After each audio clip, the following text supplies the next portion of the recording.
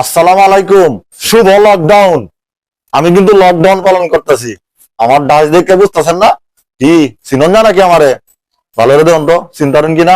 হুম হুম না মুরব্বী, চিনার কোনো বাও নাই, বুঝছেন? সিস্টেম করে লইছি। কারণ আজকে আফা কইছে 13 তারিখ লকডাউন, বুঝছেন? আমি কি আর মন বাইরে যে অবস্থা, আর ঘরের ভিতরে যে শীত পড়ছে, কম্বল গায়ে মনে করেন যে লকডাউন পালন করতেছি। বাইরে যাওয়ার কোনো সিস্টেমই নাই, বাহি নাই। Army, police, BDR, RAB, BGB, এরপরে এনসিবি, এরপরে শিবির, মাপ চাই।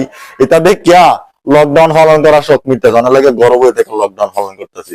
এর চেয়ে ভালো লকডাউন পালন আরো কিছু হইতেছে। আমরা কইছে লকডাউন করতাম, এই যে লকডাউন করতেছি ইচ্ছা মতো, ঠিক আছে? আফা কইছে যেহেতু কথা তো রকম লাগে। যাই হোক, এই যে মনে করেন যে লকডাউনে যে ভাও দেখতেছি বাইরে, ঠিক আছে, লাল করে হলো বাইরে।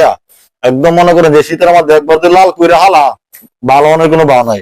পৃথিবীর বড় বড় ইঞ্জিনিয়ার আনলেও, কবির আনলেও কোনো লাভ হইতো না এইভাবে বাইরে এলে, ঠিক আছে?